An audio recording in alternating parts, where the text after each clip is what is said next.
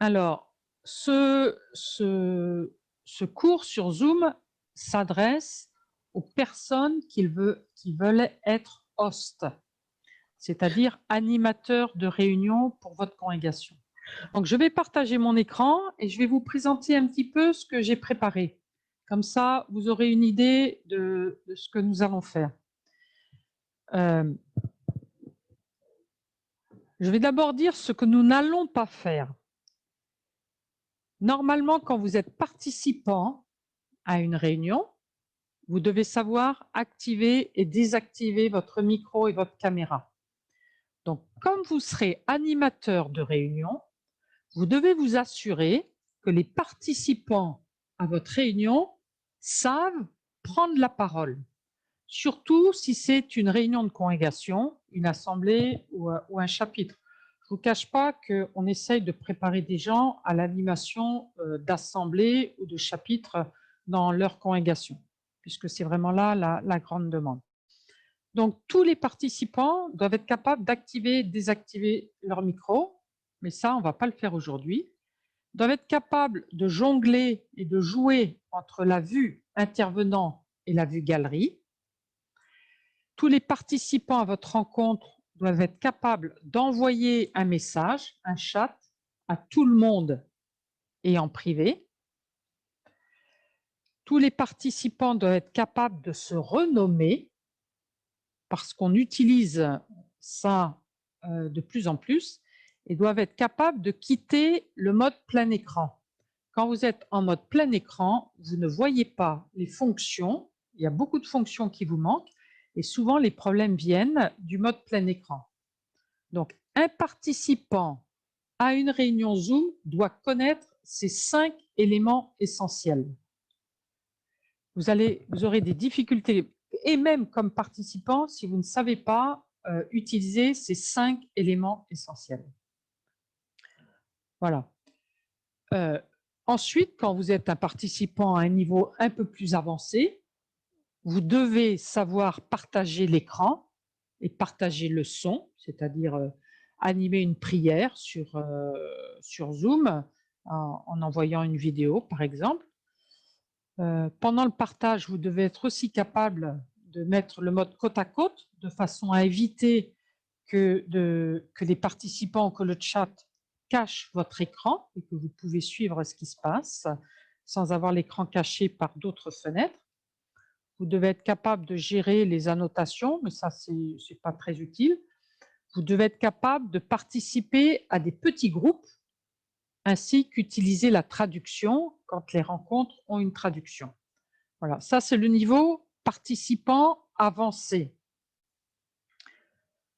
Ensuite, quand vous devenez host, c'est-à-dire animateur d'une réunion, vous devez être capable, vous devez créer votre compte Zoom. Si vous voulez animer une réunion, vous devez avoir un compte chez Zoom. Donc, que ce soit un compte basique, pro ou business, on verra les différences. Et vous devez être capable de programmer une réunion et d'inviter les participants. Voilà, ça c'est le niveau de basique. Il vous faut un compte Zoom pour animer une rencontre et vous devez être capable de l'animer et d'inviter des participants. Voilà, ça je considère que c'est acquis, on ne va pas le faire aujourd'hui. Ce qu'on va faire aujourd'hui, c'est ce niveau-là, c'est le niveau 4, qui est pour les animateurs et les co-animateurs. Donc, vous devez être, comme animateur, comme host, vous devez être capable de nommer des co-hosts. Vous devez savoir et connaître les options de sécurité. C'est ce que nous allons faire aujourd'hui. Vous devez connaître ce qu'on appelle en anglais le spotlight vidéo, qui veut dire épingler ou mettre en évidence pour tout le monde une personne qui parle. Nous allons expliquer les options pour le micro, les options pour converser, ou en anglais le chat. Et vous devez connaître les différents enregistrements, la différence entre l'enregistrement sur le cloud et l'enregistrement sur l'ordinateur. Voilà, ce sont ces 6 points-là que nous allons voir en détail pour aujourd'hui. Et ensuite, nous verrons aussi l'importance des petits groupes, comment faire pour travailler en sous-groupe. Nous verrons l'interprétation, c'est-à-dire comment mettre les paramètres d'interprétation si vous utilisez plusieurs langues dans votre réunion avec la traduction simultanée, le streaming et le sondage pour voter. Voilà, Zoom peut être utile aussi pour faire des votes. Voilà, il y a déjà des gens qui participent aujourd'hui qui ont eu cette expérience. Ensuite, nous verrons un tout petit peu, parce que c'est utile, les paramètres que vous pouvez, que vous devez connaître, que vous allez installer dans la configuration de votre compte que vous allez trouver quand vous faites zoom.us. Tous les paramètres, vous devez apprendre à lire tous ces paramètres. Pour tous, ce n'est pas uniquement pour les hosts, mais pour tous, il est bon d'installer le raccourci Zoom sur le bureau, sur son desktop, et de vérifier la version de Zoom, parce que Zoom évolue régulièrement, et les évolutions sont souvent très positives et apportent beaucoup. Donc je vous conseille, on l'a fait un tout petit peu avant pour celles qui sont arrivées avant l'heure, mais je vous le remontrerai tout à l'heure. Voilà, on va faire surtout les paramètres avancés, c'est-à-dire être animateur, mais en sachant déjà utiliser Zoom. Nous ferons en février d'autres rencontres Zoom ou d'autres formations, plus pour les participants ou pour les partages d'écran. On ne verra pas le partage d'écran aujourd'hui. Voilà, on ne peut pas tout faire aujourd'hui.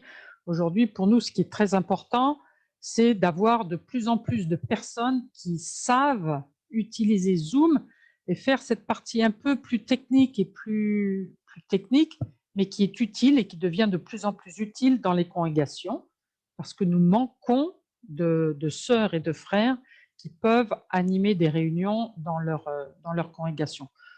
Presque tout le monde sait utiliser Zoom comme participant, mais c'est plus complexe comme host.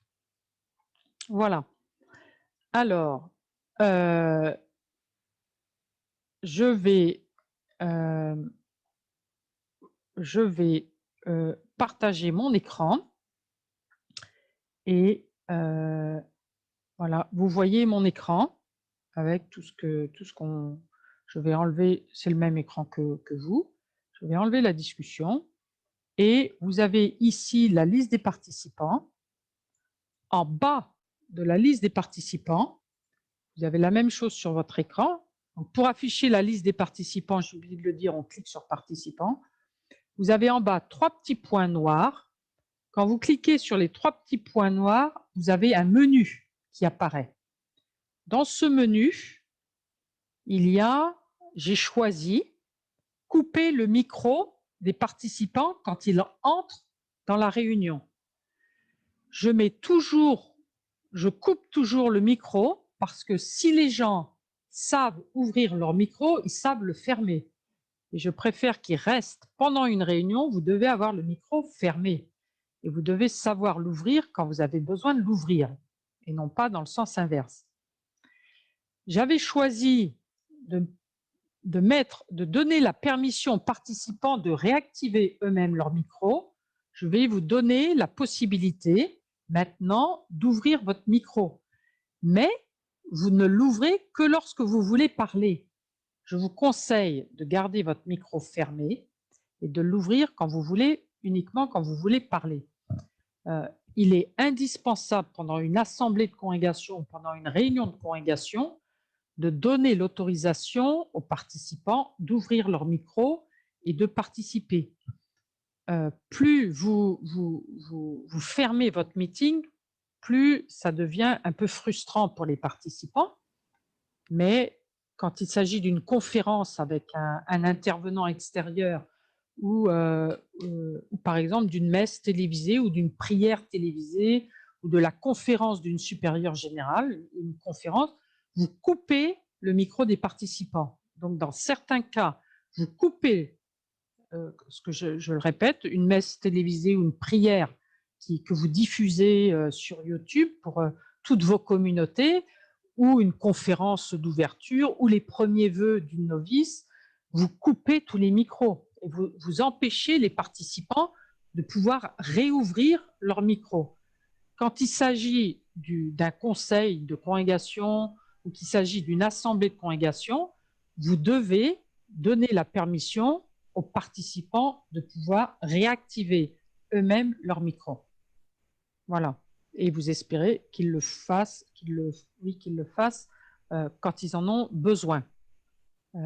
Voilà.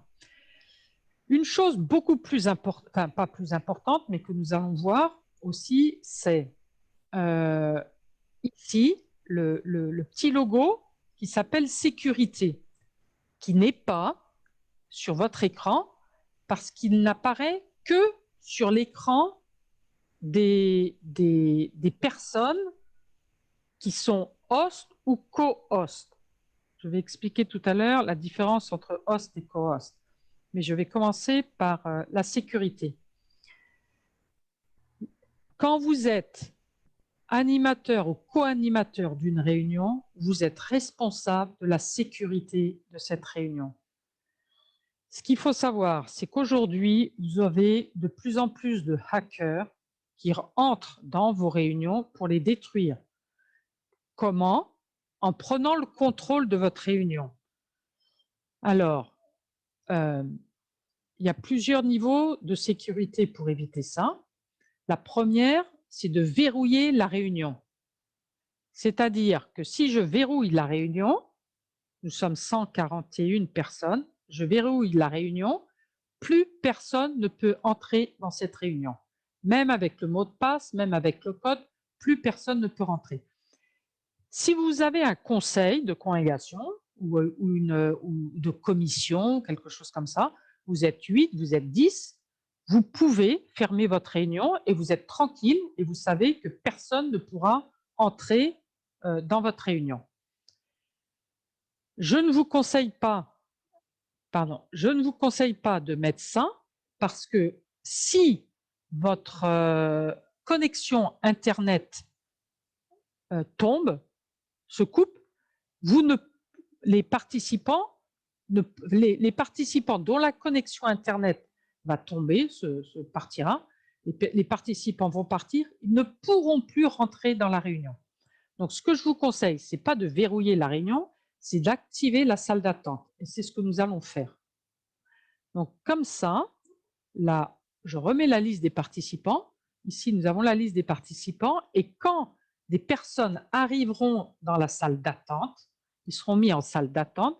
Et moi, je pourrais choisir, voilà, c'est l'exemple typique d'Anne-Marie à Brassard qui arrive, je l'accepte ou je la supprime. Oui, je l'accepte, je l'admets à la réunion, ou je lui dis non, cette personne n'a rien à voir avec notre réunion et je ne l'accepte pas. Donc là, je l'admets et cette personne va entrer dans la salle d'attente. C'est une manière de contrôler. Dans un cas comme aujourd'hui, comment peut-on contrôler? Nous ne voyons pas un certain nombre de personnes, si j'avance. Voilà, il y en a qui ont supprimé leur caméra, et c'est bien, souvent les personnes sont à la fin. Je ne sais pas qui est derrière toutes ces caméras. Donc, j'ai admis des gens sans savoir qui ce sont. Qui sont ces personnes-là? Quand c'est une assemblée ou un chapitre de congrégation, vous devez savoir et que vous allez dire des choses privées ou confidentielles, vous devez savoir qui est derrière la caméra. Vous ne pouvez pas démarrer une réunion sans savoir qui est derrière la caméra si vous avez un partage confidentiel ou un chapitre ou quelque chose comme ça. Là, dans notre cas, nous ne savons pas qui est derrière la caméra et ce n'est pas très grave. Par contre, je ne donne pas l'autorisation aux participants de partager leur écran. Pourquoi? Parce qu'un hacker qui rentre dans la réunion, la première chose qu'il va faire, avant même d'avoir eu le temps de savoir ce qui va se passer, va partager son écran et le partagera les 3/4 du temps avec des images ou des vidéos pornographiques ou avec des slogans d'extrême droite ou d'extrême gauche excessivement violents. Et une fois qu'il partagera son écran, vous allez mettre du temps à comprendre comment l'arrêter et comment l'expulser. Donc, la première chose que vous faites, c'est non, je ne donne pas aux participants, quels qu'ils soient, et aujourd'hui, en l'occurrence, je ne vous donne pas l'autorisation de partager votre écran parce que vous n'en avez pas besoin. Donc, si vous appuyez sur écran partagé en bas de votre écran, vous ne pouvez pas le partager. Si il y a 2 ou 3 personnes qui aujourd'hui doivent parler ou partager leur écran, à ce moment-là, je les mets co-host. Et quand les personnes sont co-host, elles ne sont plus participants, elles sont co-animateurs de la réunion. Et dans ce cas, elles pourront partager leur écran. Je bloque uniquement aux participants. Donc, si vous êtes une réunion de 5, 6, 7, vous pouvez très bien, si vous n'avez pas activé la salle d'attente, vous pouvez très bien partager, donner aux participants la possibilité de partager leur écran, ou bien vous nommez tout le monde co-host. Voilà. Par contre, j'autorise les participants. Alors, on va voir les autres paramètres tout à l'heure.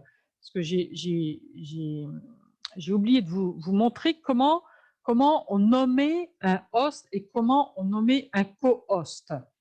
Donc, je vais ici nommer une personne, host ou co-host. Allez, Isabelle. Alors, je vais supprimer la salle d'attente parce qu'il n'y en a pas besoin. Je vais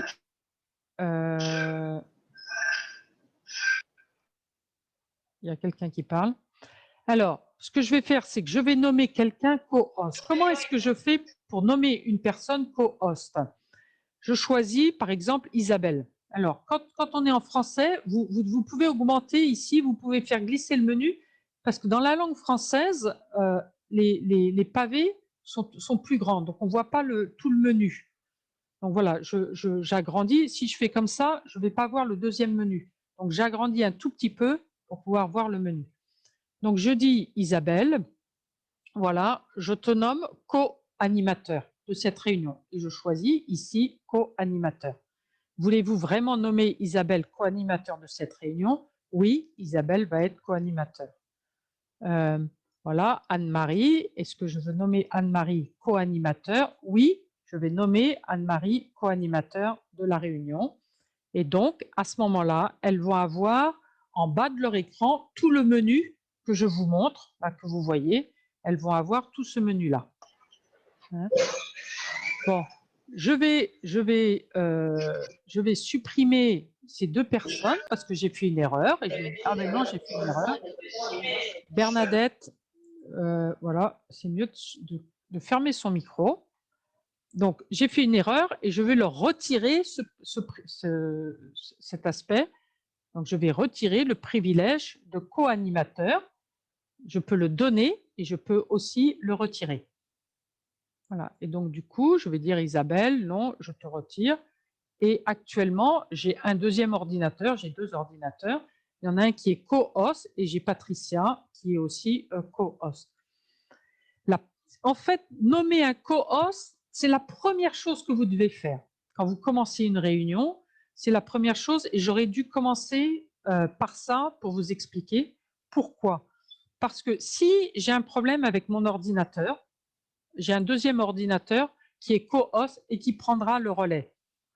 Deuxièmement, vous vous rendez compte que quand Patricia n'est pas là, je ne peux pas gérer la salle d'attente.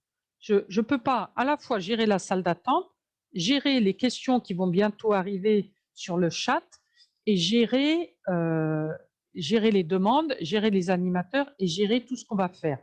Donc, il est assez important de nommer une personne qui va vous aider.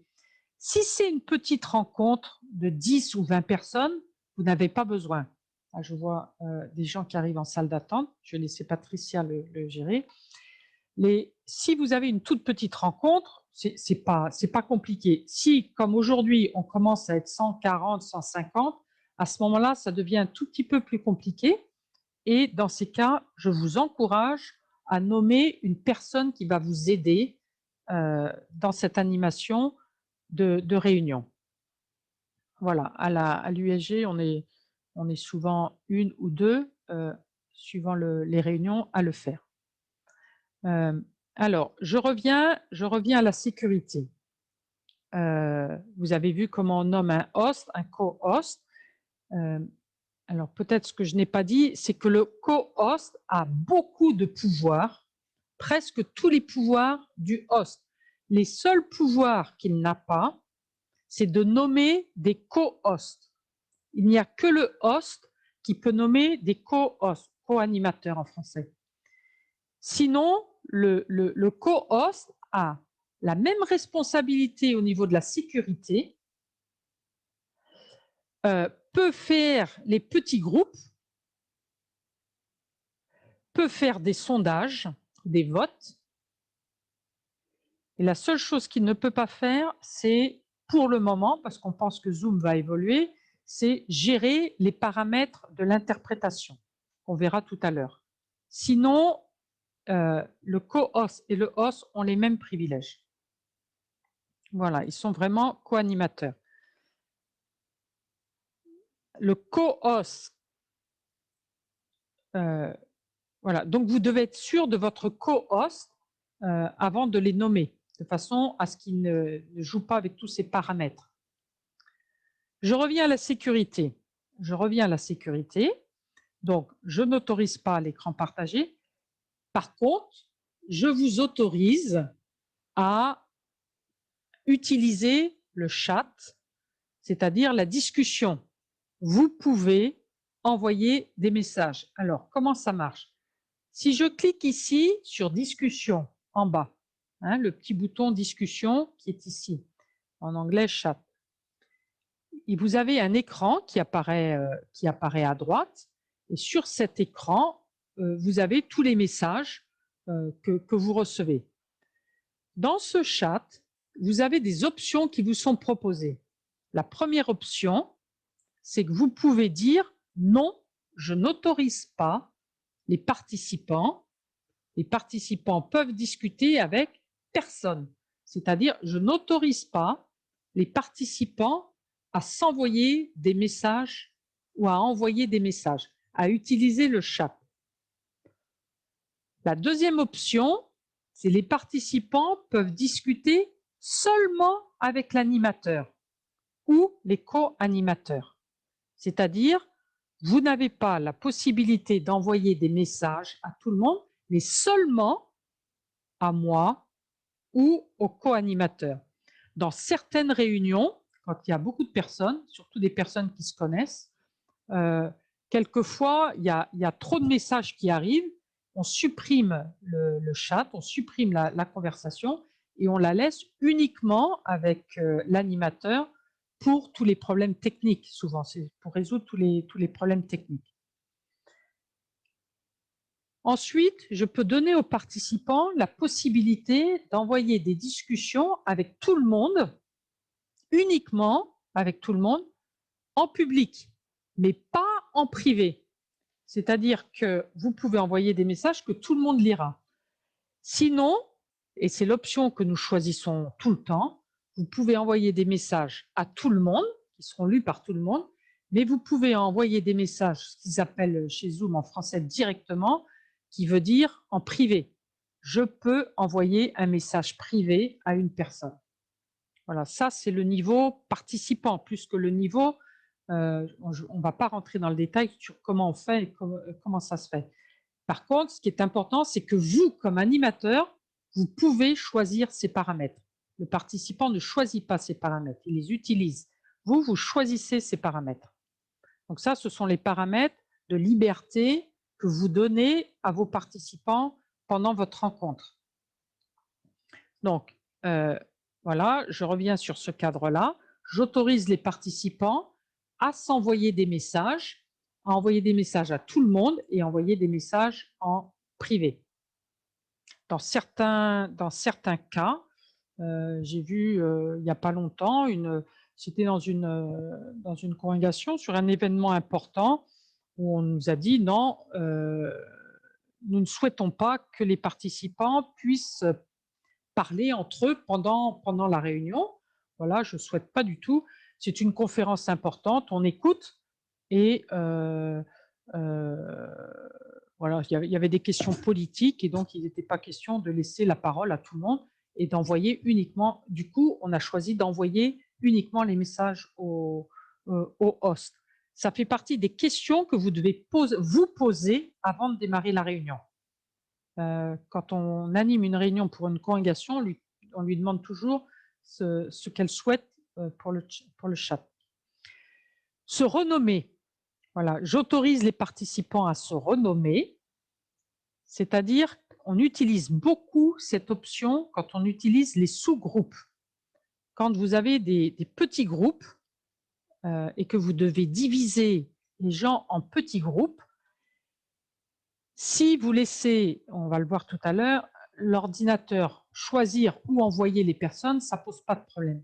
Si vous voulez absolument mettre les gens soit par langue, soit pour nous c'est souvent par langue, soit par groupe de réflexion ou par thème, vous devez donner un numéro à ces groupes et nous demandons aux participants de mettre avant leur nom le numéro de leur groupe. C'est-à-dire qu'au lieu de mettre, je prends l'exemple de Micheline Kanda, puisqu'elle elle fera partie du groupe 8, qu'elle mette 8 Micheline. Michel, on lui donnera, elle fait partie du groupe 2, eh bien, il faut qu'elle mette 2, puis Michel. De façon à ce que quand je ferai les groupes, je mettrai tous les 2 ensemble, tous les 8 ensemble ou tous les numéros ensemble. Voilà, ce qui est beaucoup plus rapide pour faire les groupes. Donc, vous devez apprendre à vous renommer. Ça fait partie aussi du niveau participant. Ensuite, réactiver le micro. Voilà, ça c'est l'option qu'on avait choisie tout à l'heure. Oui, j'autorise les participants à se renommer, mais comme il y a une personne qui a des difficultés avec son micro, je vois que Patricia, qui est co-host, a désactivé cette option-là et on la réouvrira tout à l'heure. Voilà, j'autorise les participants à mettre leur vidéo ou pas à mettre leur vidéo. Quelquefois, dans certaines tables rondes, on laisse la vidéo uniquement aux personnes qui participent à la table ronde ou pendant une messe télévisée. Par exemple, j'ai vu souvent des messes qui sont retransmises sur Zoom. À ce moment-là, on choisit quelquefois que tous les participants aient la vidéo qui soit éteinte et il n'y a que la vidéo qui est posée dans l'église qui est allumée, ce qui permet aux gens de se concentrer uniquement sur un visage, sur une caméra et non pas se disperser et de faire comme nous actuellement en disant tiens mais qui est à la page 2, ah mais qui est à la page 3, ah mais oui tiens la sœur, etc. Voilà, la vidéo a beaucoup d'avantages et c'est le bel avantage de Zoom, c'est qu'on peut voir tout le monde et on peut surtout se parler les unes avec les autres ou les uns avec les autres, mais dans certains cas, on coupe la vidéo pour éviter la dispersion. Voilà. Et puis, comme je suis en train de partager mon écran, je peux vous donner l'autorisation d'écrire sur cet écran, de faire vos commentaires, d'écrire sur l'écran. Là, on l'a supprimé parce que ça fait partie des options qu'on voit quand on apprend le partage d'écran. Je peux aussi supprimer un participant. C'est-à-dire que j'ai quelqu'un qui est entré dans ce meeting, la personne par exemple qui n'arrive pas c'est l'exemple typique, une personne, si j'ouvre le micro, là je vais réactiver, on va refaire un essai, on va faire un exemple. Cette personne passe son temps à ouvrir son micro, passe son temps à parler, perturbe l'intervenant, ne me permet pas, ou bien donc je veux la supprimer et lui dire hop, tu pars. Ou bien j'ai une personne on est un groupe d'une dizaine et il y en a une qui est en train de ronfler ou en train de dormir, ou bien elle est au téléphone ou quelque chose comme ça. et j'ai l'intervenant qui regarde l'écran, qui fait sa conférence devant une personne qui est en train de dormir, qui est au téléphone ou quelque chose comme ça. Vous, comme animateur, donnez-vous le droit d'avoir un meeting qui tient la route, enfin qui laissez pas le pauvre speaker, le pauvre intervenant devant des personnes qui dorment ou qui font autre chose. Vous supprimez ces personnes, ou bien vous pouvez aussi couper la vidéo d'une personne. Hein. Vous pouvez dire, bah, voilà, Patricia, elle est là. Je prends l'exemple de Patricia. Patricia, elle est au téléphone. Je vois qu'elle fait, ça va pas bien. Hop, je lui coupe sa vidéo et je n'ai plus la vidéo de Patricia et je suis plus en sécurité parce que voilà. Par contre, je peux aussi lui demander de redémarrer sa vidéo. Hein. Si je vois qu'une personne n'est plus là et que vous voulez savoir qui est derrière la vidéo, parce que c'est un chapitre ou une assemblée importante, vous pouvez demander ou vous devez demander à la personne de redémarrer sa vidéo.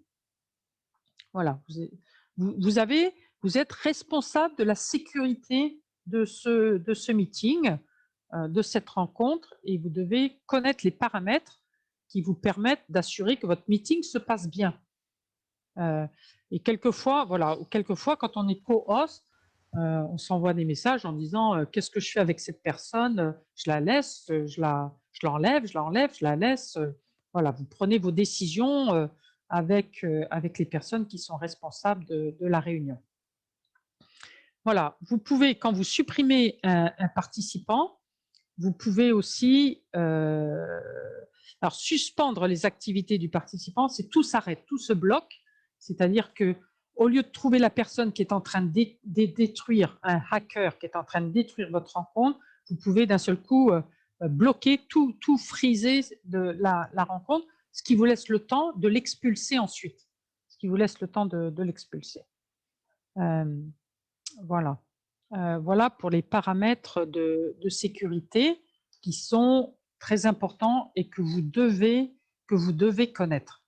C'est la partie la plus importante avec le pourquoi de cette rencontre. Si vous avez des questions concernant cette partie, après je vais passer plus à l'animation de la rencontre.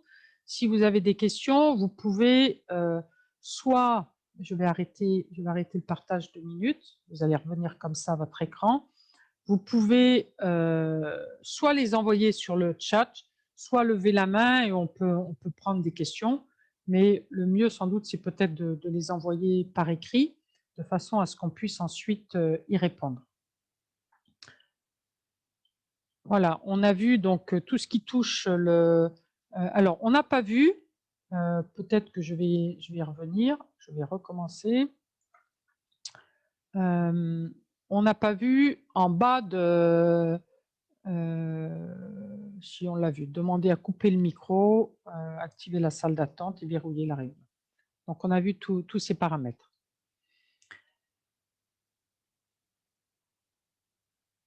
Voilà. Deuxième étape. Alors, si je supprime une personne, vous pouvez décider dans les paramètres de votre réunion si oui ou non cette personne peut re-rentrer. Je vais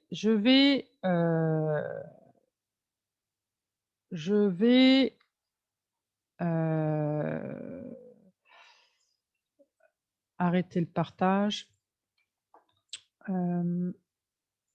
Voilà, je vais vous montrer alors ce qui ici. Vous devez être capable d'aller sur zoom.us dans votre propre compte. Donc vous vous connectez, je vais prendre le compte de la WISC et dans les paramètres, vous devez connaître les paramétrages que vous avez fait sur votre Zoom. Donc dans les paramètres les plus importants que nous allons voir, alors là vous avez la salle d'attente, etc. Dans un des paramètres, on vous demande si vous acceptez, si une personne qui est partie peut re-rentrer ou non. À vous de dire oui ou à vous de dire non. Nous avons dit oui, puisque la personne, quand elle rentre en salle d'attente, en espérant qu'elle n'a pas changé son nom entre-temps, ce qui est le cas. Un deuxième paramètre qui est important, c'est que vous devez autoriser les co-animateurs. Voilà, dans les paramétrages de votre compte, vous devez dire oui. Nous, ici, on l'a verrouillé par l'administrateur parce que c'est pour moi un élément indispensable. Vous pouvez aussi mettre oui pour le sondage. Oui, j'accepte le sondage. Oui, j'accepte de faire des petits groupes. Oui, j'accepte la traduction. Il y a un deuxième point qui est important, c'est afficher les fenêtres Zoom pendant le partage d'écran. C'est-à-dire que pour partager mon écran avec toutes les fenêtres et expliquer à une personne comment faire sur son propre ordinateur, comme moi je suis en train de le faire actuellement et en train d'utiliser Zoom, vous devez accepter ou devez activer, afficher les fenêtres Zoom pendant le partage d'écran. Voilà, donc vous avez un certain nombre de paramètres que vous devez connaître, les annotations, vous choisissez le tableau blanc, vous choisissez si oui ou non vous voulez et alors je ne sais plus où c'est, mais c'est là où vous choisissez si vous expulsez une personne, oui ou non, je ne sais plus où ça se situe, est-ce qu'elle peut rejoindre la réunion ensuite? Voilà, est-ce que permettre à des participants de se renommer? Oui, oui, oui, oui. Si vous avez des difficultés ou si vous ne comprenez pas un de ces paramètres, vous pouvez toujours nous demander, voilà, et puis je répondrai, si je peux, je répondrai à votre question. Je ne sais plus où c'est, mais il y a un endroit où c'est marqué si la personne peut revenir une fois que je l'ai expulsée. Ça fait partie d'un des paramètres. Florence, il y a une question de Mérance. Oui. Sur le thème des co-animateurs et tout ça. Quand je nomme quelqu'un animateur de la réunion, je me retire de cette réunion, mais j'ai constaté qu'elle ne sait pas autoriser le partage d'écran. Ça veut dire que je dois activer le partage d'écran avant de nommer l'animateur. Non, à partir du moment où la personne est animateur, à partir du moment où vous nommez quelqu'un animateur, elle a tous vos droits. C'est-à-dire que elle peut faire tout ce qu'un animateur peut faire. Le seul problème, c'est que quelquefois, elle ne sait pas le faire. Donc, vous nommez quelqu'un animateur, mais elle va avoir, si vous la nommez animateur ou co-animateur, elle va avoir ce petit bouton sécurité qui est en bas je repartage l'écran. Elle va avoir ce petit bouton sécurité.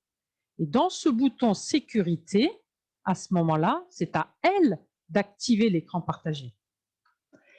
Mais toutes les personnes qui sont co-hosts ou animateurs peuvent partager leur écran. Cette option-là, elle n'est que pour les participants. Donc, si vous nommez quelqu'un animateur de la réunion, elle est capable de partager son écran.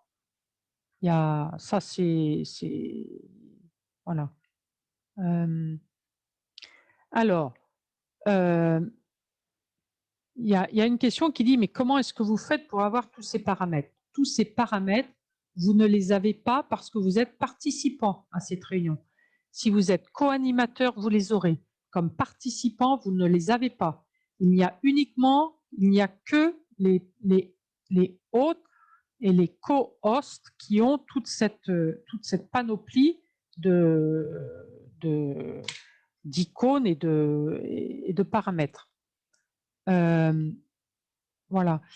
Alors, il y a une question sur les comptes. Pardon, il y a une question sur les comptes. Donc, je vais la prendre. Je vais repartager l'écran.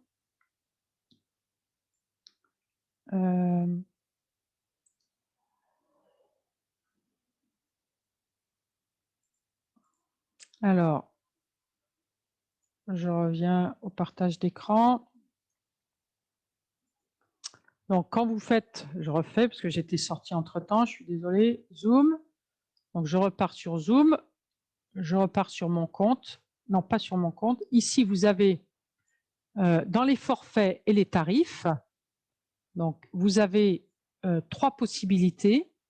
Soit vous avez la licence de base que je conseille à tout le monde d'acquérir. Cette licence, elle est gratuite.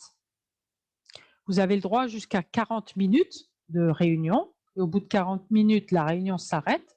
Il ne vous reste plus qu'à la recommencer si elle n'est pas finie. Vous pouvez utiliser le même numéro. Vous devez juste vous reconnecter.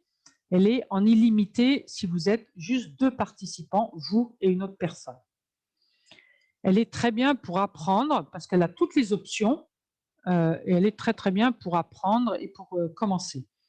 La version Pro, qui coûte 140 € par an, plus la TVA, plus l'IVA, plus les taxes, coûte environ 240 € ici en Italie par an.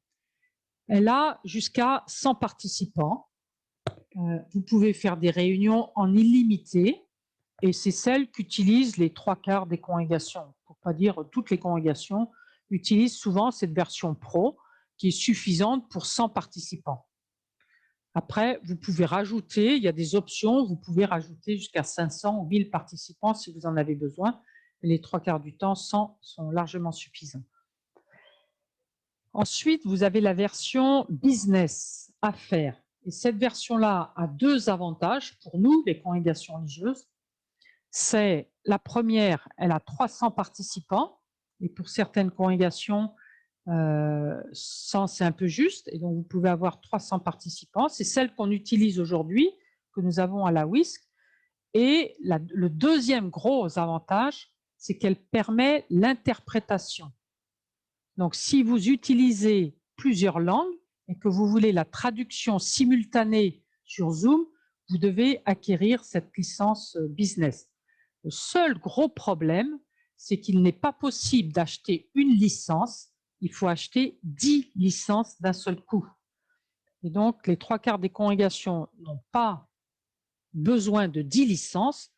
Donc, ce qu'on essaye de faire, c'est soit vous voyez avec d'autres congrégations religieuses et vous achetez à plusieurs une licence et puis vous la revendez.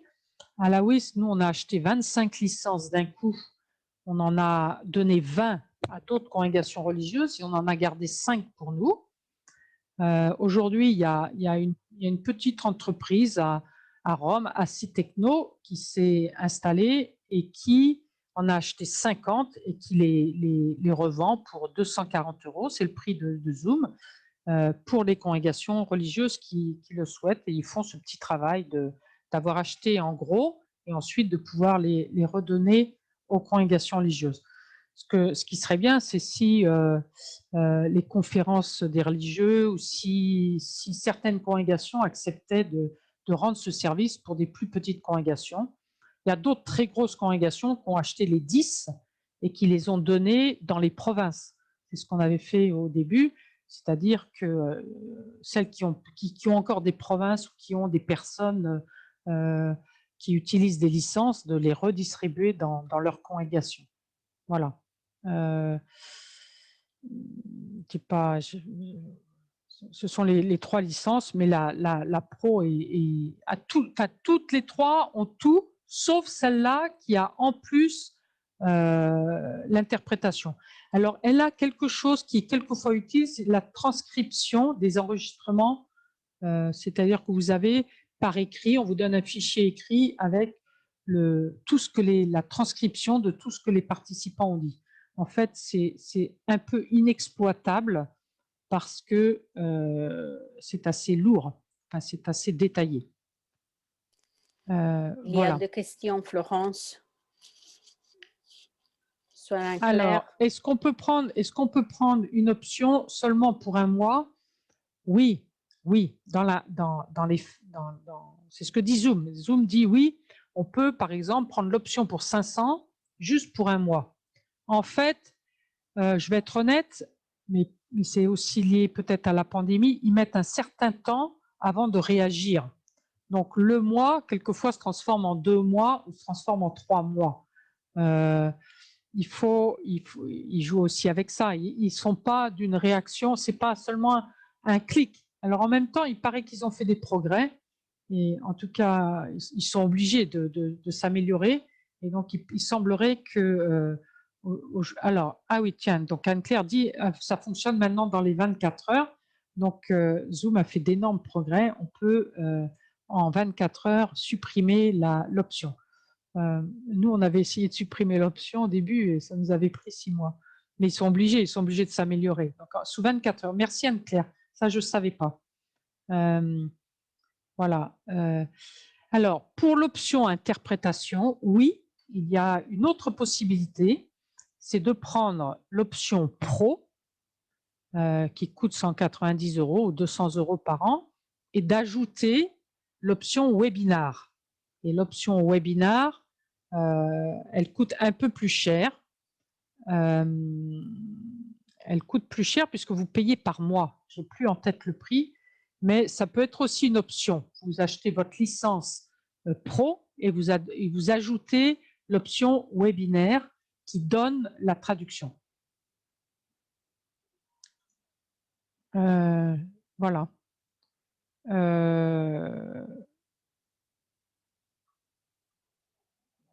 Voilà, je crois que j'ai répondu aux options.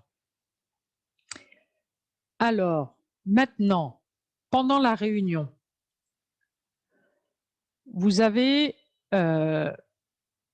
vous connaissez la différence entre l'affichage galerie et l'affichage intervenant. Là, je vous montre mon écran. Alors, ce que vous devez savoir aussi, qui est assez pratique, c'est que les personnes qui n'ont pas de vidéo, si elles vous dérangent sur votre écran, vous prenez une personne qui n'a pas de vidéo et vous supprimez, voilà, masquez les participants sans vidéo. Donc, je supprime les participants qui n'ont pas de vidéo et je n'ai plus devant mon écran que des gens qui ont une vidéo. Si je veux réafficher les gens qui n'ont pas de vidéo, je vais dans Affichage et je réaffiche les participants sans vidéo. Voilà. Et à ce moment-là, les participants sans vidéo reviennent.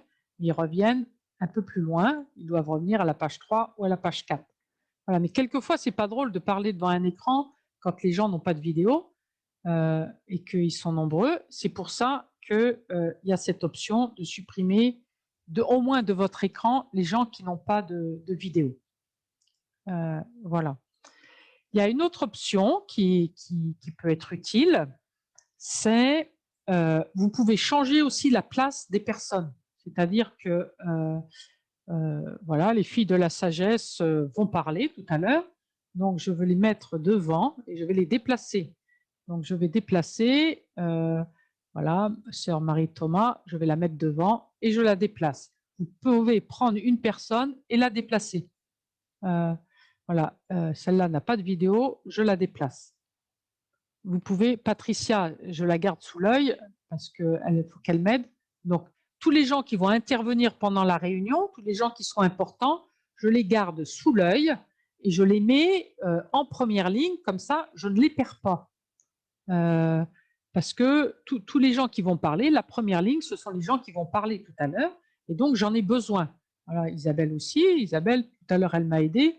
Je veux la garder sous l'œil, et donc je la mets juste devant mon écran. Vous pouvez déplacer les personnes en les prenant et en les déplaçant.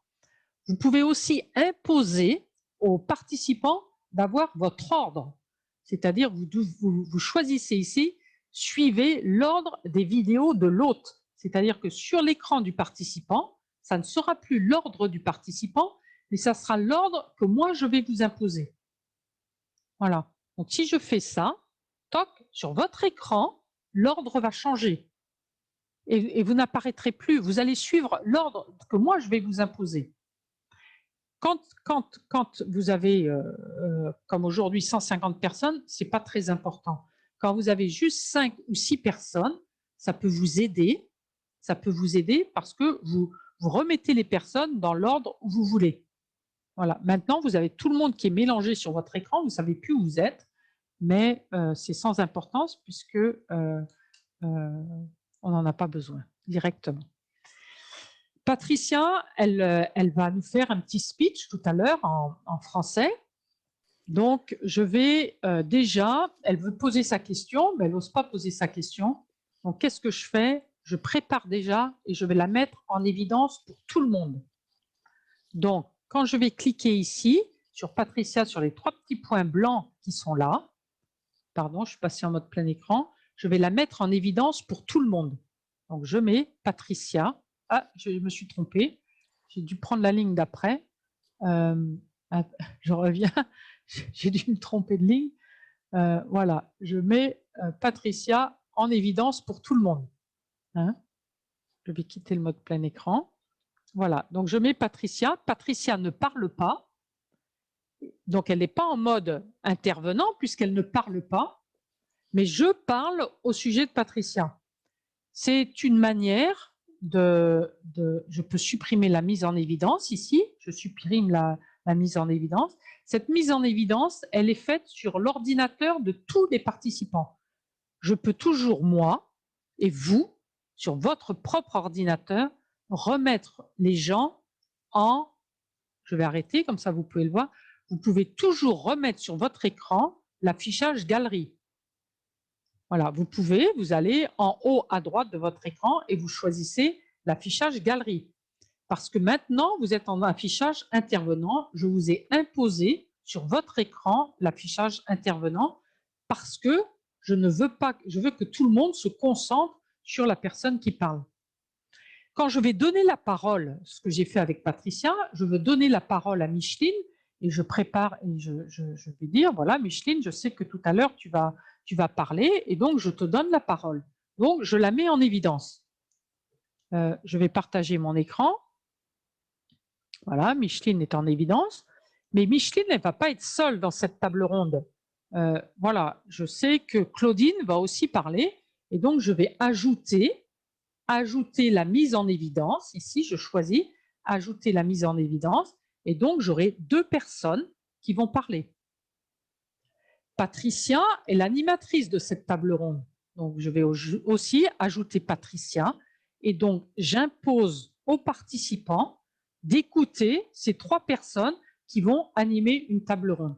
Elles ne parlent pas pour le moment, mais je les mets en évidence et c'est votre rôle comme technicien d'une rencontre de mettre en évidence, par exemple, les rapporteurs de petits groupes ou bien les participants d'un groupe qui est en train de parler ou de partager son travail. Quand, par exemple, des groupes partagent le travail qu'ils ont fait, on essaye de mettre le groupe 8, et là, je cherche le groupe 8, le groupe 0. Donc, je vais chercher toutes les personnes qui ont un 0 dans leur nom et je les mets en évidence. Je peux aussi mettre, à partir de là, mettre en évidence, ajouter. Voilà, je mets ajouter à les mises en évidence une personne de plus. On peut ajouter, je crois, je ne sais plus, c'est 8 ou 10 personnes et les mettre en évidence. Si je veux supprimer cette mise en évidence pour tout le monde, j'ai 2 possibilités. Soit je supprime toutes les mises en évidence ici, soit je dis Sœur Rani va parler maintenant, c'est elle va parler, et je la mets à la place des 4 autres. Voilà, maintenant, elle va parler et je la remplace, je remplace une personne et puisque c'est elle qui ensuite va parler. Donc, c'est à vous de jouer avec ça. Je le refais, je rajoute des mises en évidence. Voilà, maintenant, nous avons fini vous avez fini cette table ronde. Maintenant, c'est Patricia qui va parler. Donc, je la mets, remettre la mise en évidence, je choisis, et c'est Patricia qui remplace, puisque maintenant, c'est elle qui va prendre la parole. Vous pouvez aussi supprimer cette mise en évidence et les participants peuvent revenir à l'affichage galerie. Voilà. Ça n'est pas l'affichage intervenant puisque les personnes ne parlent pas, mais elles vont parler. Ou en tout cas, il y en a une qui parle et je mets les 8 ensemble puisque les 8 étaient dans le même groupe.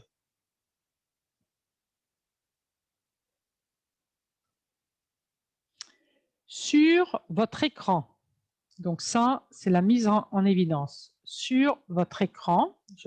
On va le choisir pour Claudine. Je prends toujours, on va changer, on va prendre une autre page. Comme ça, on va faire travailler aussi les autres qui sont sur une autre page. Ah ben Marie-Reine, voilà, juste à côté de moi. Il y a une possibilité qui s'appelle épingler. Je vais arrêter mon écran. Donc, vous allez faire l'exercice vous-même. Sur votre écran, vous allez choisir une personne et vous allez faire épingler, puisque vous n'avez pas l'option mise en évidence. Il n'y a que le host qui a l'option mise en évidence. Donc, vous pouvez toujours sur votre écran, et quand vous faites épingler, vous ne l'avez que sur votre écran. Donc, vous mettez en grand une personne sur votre écran, et seulement sur votre écran. Tandis que la mise en évidence pour tout le monde, c'est le host qui l'a fait et qui la met pour tout le monde. C'est là la différence. Tandis que vous pouvez, pendant une réunion, vous vous ennuyez, une conférence où vous vous ennuyez, vous pouvez très très bien jouer avec ça en disant « Ah, mais tiens, cette sœur, qu'est-ce qu'elle a derrière ? Tiens, moi, ça m'intéresserait de savoir. Ah, mais tiens, j'aimerais bien voir qu'est-ce qui est derrière. » Voilà. Et donc, les 3/4 des gens, ils s'amusent comme ça au lieu de… et ça prend aucun risque. Ça prend aucun risque. Quand vous êtes host, faites attention à ne pas confondre la mise en évidence avec ça, parce que vous pouvez très très bien avec épingler. Vous pensez que vous épinglez, puis vous mettez en évidence pour tout le monde. Vous êtes en train de jouer. Voilà. Je crois qu'on a vu le plus important au niveau de l'animation pendant une réunion, des outils que vous pouvez avoir. Est-ce qu'il y a des questions? Après, on va passer au petit groupe et à l'interprétation.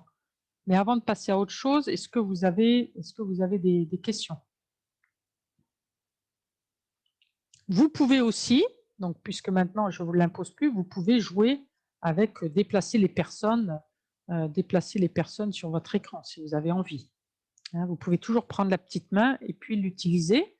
Vous pouvez très bien jouer avec l'affichage galerie et l'affichage intervenant. Vous pouvez jouer avec le pin vidéo. Il n'y a pas de… Alors, quand vous avez épinglé, comment est-ce que vous retirez?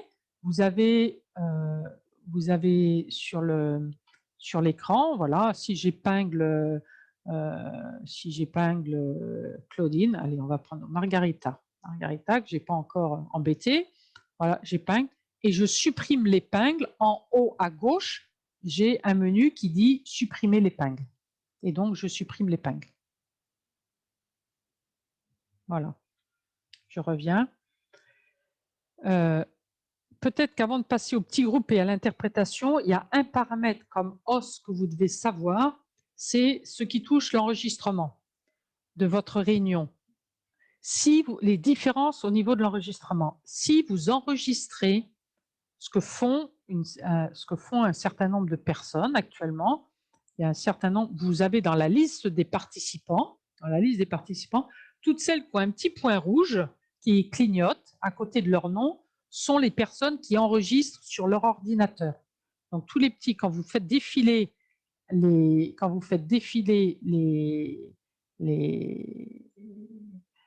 menu, vous voyez les gens qui enregistrent. Quand vous enregistrez sur votre ordinateur, ça c'est important, vous enregistrez ce que vous voyez. Si vous jouez avec Spotlight Vidéo, si vous jouez avec le PIN, si vous jouez entre vue intervenant et vue galerie, vous allez enregistrer ce que vous voyez. Si vous choisissez dans l'interprétation d'écouter la rencontre en anglais ou en espagnol, vous enregistrerez l'anglais ou l'espagnol. Comme host, comme animateur, vous aurez dans le menu, et là je ne peux pas le faire voir parce qu'on l'utilise, vous aurez la possibilité d'enregistrer sur le cloud, sur le nuage, dans votre compte. Donc vous aurez cette possibilité. Donc, quand vous enregistrez sur le cloud, je vais revenir, je vais repartager l'écran.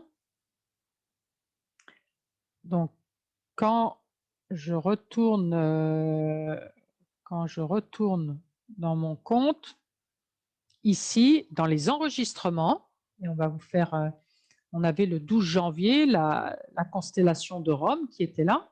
On a fait un enregistrement. Dans l'enregistrement, vous avez, quand vous enregistrez sur le cloud, vous pouvez enregistrer l'écran partagé avec le mode speaker, view, intervenant.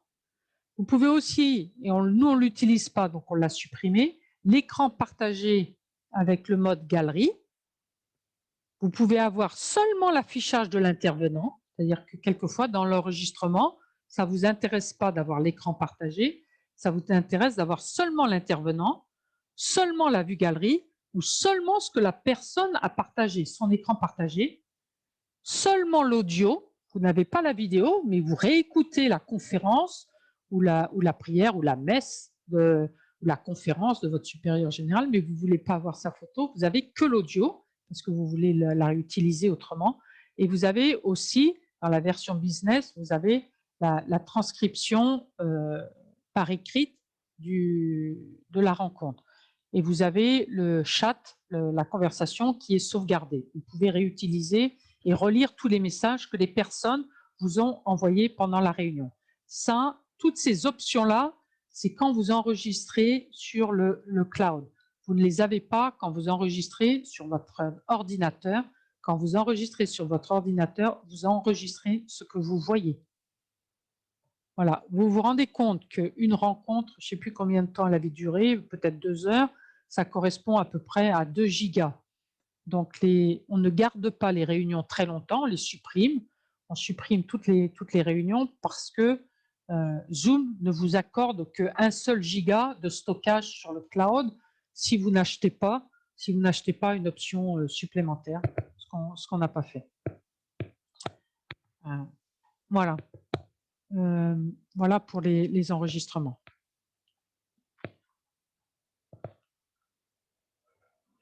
Alors, quand on enregistre sur le cloud,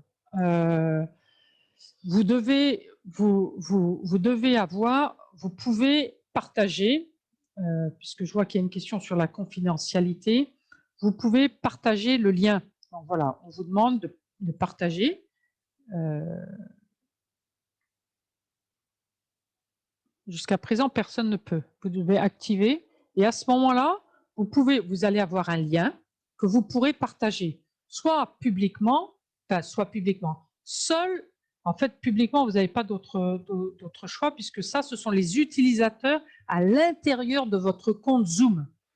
Donc, ce qu'on vous conseille, c'est de mettre un code secret, voilà, et puis de voir si les utilisateurs peuvent télécharger ou non cette vidéo. C'est vrai que voilà, ça reste ici c'est seulement les gens qui ont accès au cloud qui peuvent avoir accès à cette rencontre, sauf si vous partagez le lien, et c'est à vous de partager le lien, ou bien de supprimer le fichier si vous ne voulez pas le garder pour des problèmes de confidentialité. Une fois que la rencontre est finie, c'est à vous de supprimer le fichier de façon à ce que personne d'autre ait accès. Le problème de la confidentialité... Ah pardon, je n'avais pas partagé l'écran. Vous n'avez pas vu. Pardon. Je n'ai pas fait attention. Je n'avais pas partagé l'écran. Donc voilà, vous pouvez partager ici en mettant, je le refais, en mettant un mot de passe. Vous pouvez mettre un mot de passe et ensuite vous pouvez donner l'autorisation aux utilisateurs de partager, s'ils le veulent, votre enregistrement. C'est sûr que voilà, après c'est à vous de supprimer l'enregistrement si vous ne voulez pas que les gens qui ont accès à votre compte Zoom aient accès à cet enregistrement. La question, elle est plutôt de savoir avec qui vous partagez votre compte Zoom. Si vous le partagez avec beaucoup de personnes, c'est vrai qu'il n'y a pas de confidentialité. Si vous ne partagez pas votre compte Zoom, les gens n'ont pas accès à votre enregistrement. Voilà. Alors, le hôte et le co-host peuvent enregistrer sur le cloud. Le co-host a beaucoup de pouvoir, a les mêmes pouvoirs que le host. C'est pour ça que vous devez faire attention. C'est le co-host peut commencer l'enregistrement sur le cloud et peut le finir et peut faire stop. Les participants doivent demander l'autorisation pour enregistrer sur leur ordinateur. Donc, vous devez donner, c'est ce qu'on a fait au début de la réunion, à celles qui le voulaient, on a donné l'autorisation aux personnes qui le voulaient d'enregistrer. Souvent, quand on commence la réunion, on ne l'a pas fait aujourd'hui, on dit les personnes qui ne veulent pas être sur cette vidéo, puisqu'on enregistre, vous pouvez toujours couper votre vidéo et comme ça, on ne vous verra pas. Vous pouvez changer votre nom si vous voulez, comme ça, on ne saura pas que vous étiez présente à cette conférence. Voilà. Je vois qu'il y a une question sur quand j'achète à plusieurs, qui a accès au compte? Alors, dans le cas de congrégations qui ont acheté un compte, elles ont leur propre mot de passe, elles ont leur propre mot de passe et elles ont leur propre adresse email et leur propre compte. Voilà, j'ai pas accès à ces rencontres-là. J'ai accès uniquement aux licences que la WISC gère, les 5 licences que nous gérons.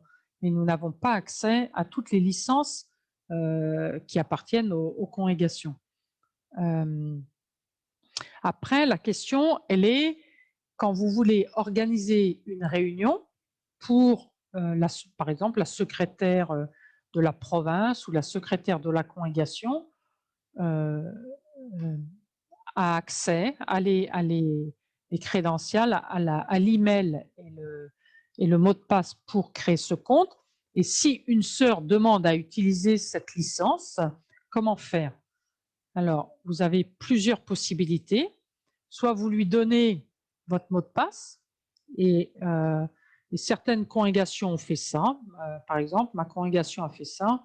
Ma province, on a acheté 2 licences pour la province de France et tout le monde, toutes les sœurs ont accès plus ou moins à ces 2 comptes et peuvent programmer des réunions si elles veulent utiliser ces licences Zoom. Il y a d'autres congrégations, et entre autres au niveau du conseil général, je crois que c'est comme ça que ça se passe. C'est la secrétaire générale, vous envoyez un mail et vous dites à la secrétaire générale que vous voulez une réunion de telle heure à telle heure et elle vous envoie le lien. C'est elle qui ouvre la réunion, qui installe les traductrices et qui ensuite vous nomme host et quitte la réunion. Donc, avant de partir, elle vous nomme host, elle quitte la réunion et vous pouvez faire votre réunion tranquille.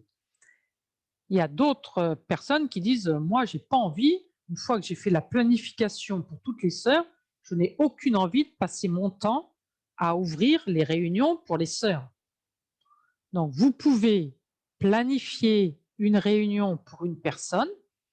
Et il y a une petite astuce qui est un peu compliquée, mais qui peut-être, alors certaines vont pas suivre, mais on l'utilise. Nous, on l'utilise souvent pour les congrégations qui demandent à utiliser notre plateforme, la plateforme pour les traductions. Certaines congrégations qui n'ont pas acheté de licence nous le demandent. Donc, on planifie pour une congrégation et ensuite, on dit à la congrégation, quand je planifie la réunion, donc je vais programmer une réunion, par exemple, je programme la réunion, et je mets voilà, test Florence. Je ne mets pas de salle d'attente, de façon à ce que les gens puissent rentrer directement, et je dis que les participants peuvent arriver avant l'animateur. C'est-à-dire que les participants peuvent faire leur réunion sans avoir un animateur. Voilà, ils n'ont pas besoin, ils entrent, il n'y a pas de salle d'attente, ils rentrent et ils peuvent participer à cette réunion avant l'animateur. Voilà, je dis que j'ai besoin de l'interprétation, je n'ai pas le nom de l'interprète, j'en ai pas besoin, et je dis oui, donc il y aura l'interprétation, j'enregistre. au moment, et donc, voilà, ce sont les 2 choses qu'il faut faire. Et ensuite, quand les participants vont rentrer dans cette réunion, je vais donner à une personne précise un code qui se trouve ici dans le profil. Et vous avez dans ce profil un code qui s'appelle la clé de l'animateur, que je ne vais pas afficher parce que je n'ai pas envie d'avoir des problèmes. Mais ici, vous avez un chiffre, enfin un nombre avec 6 chiffres. Et donc, ce nombre-là, je vais le donner, au lieu de donner le mot de passe de mon compte, je n'ai pas envie de donner le mot de passe de mon compte qui est là. Donc, je vais dire à cette personne, quand tu vas ouvrir la réunion, en bas de la liste des participants, en bas de la liste des participants, tu vas avoir un, ici, alors on ne l'a pas parce que je suis host, mais si personne n'était host, j'aurais un petit bouton en bas de la liste des participants qui dirait « Je réclame d'être host ». Je clique sur ce petit bouton que vous ne voyez pas et vous saisissez le code qui s'appelle la clé de l'host. Et quand vous saisissez ce code, vous devenez host. Voilà, c'est les 3 possibilités que je vois pour programmer des réunions et gérer une licence Zoom que vous utilisez à plusieurs. Nous, à la WISC, on est 20 personnes, on est 18, mais on est même 20 avec des personnes de l'extérieur. On est 20, on utilise 3 licences. Et dans ces 3 licences, tout le monde programme suivant la licence qui est libre. On choisit de programmer, voilà, si je retourne là, donc quand je programme une réunion, voilà, j'ai les 3 licences, les 4 licences de la WIS qui sont là, et je décide quelle licence je prends en fonction, ou toutes, voilà, je choisis, et là j'ai moi, la réunion d'aujourd'hui, j'ai celle de Flo, et puis après, je sais qui a animé des réunions, il n'y a pas de confidentialité, parce qu'on a choisi un système où tout le monde a accès aux 4 licences, tout le monde peut programmer, tout le monde a accès, et tout le monde choisit la licence qui est libre pour programmer sa réunion quand elle en a besoin. Voilà, puisqu'on travaille ensemble, on n'a pas de licence particulière pour une personne particulière. On partage ces 3 licences ensemble. C'est la solution qu'on a choisie. Vous pouvez choisir d'avoir une secrétaire qui gère les licences et qui donne soit le lien avec ce code, soit qui ouvre la réunion pour les participants. Voilà, c'est un tout petit peu plus technique, mais c'est pour les gens qui ont déjà l'habitude d'utiliser les licences et qui veulent les partager dans leur province. Voilà, je ne sais pas si vous avez des questions là-dessus. Non, l'invitation à une réunion, c'est juste un code. Hein. L'invitation, c'est juste... Oh, j'ai ma chaise qui dégringole. C'est juste un... Elle est fatiguée, ma chaise. C'est juste un code, un lien et un lien. Et vous pouvez l'envoyer. Le lien qu'on vous envoie, si vous le transmettez à d'autres personnes, ce n'est pas forcément l'animateur qui doit envoyer le lien. Tout le monde peut envoyer le lien ou le transmettre à d'autres personnes. On ne peut pas avoir 2 réunions en même temps si on a une seule licence. On ne peut avoir seulement une seule réunion. Alors, il y a quelquefois des petites astuces, on y arrive, mais c'est un peu, voilà. La règle générale, c'est qu'on ne peut pas avoir 2 réunions en même temps avec une seule licence. Il faut acheter... Alors, est-ce que la version gratuite a des co-animateurs? Je ne crois pas. La version gratuite, en fait, je crois qu'elle n'a pas de co-animateur. Il me semble qu'il n'y a pas de co-animateur sur la version gratuite. Par contre, il y en a sur la... Si, il y en a? Ah bon, très bien. Bah alors, très bien. Comme je ne l'utilise pas, merci alors, merci. La version gratuite, elle a pas besoin, comme elle est gratuite, elle continue jusqu'à vitam aeternam, jusqu'à ce que vous la supprimiez. Il n'y a pas de délai. puisqu'on ne paye pas, on ne paie pas. Il n'y a pas de durée, disons. La durée, elle est sur les appels uniquement.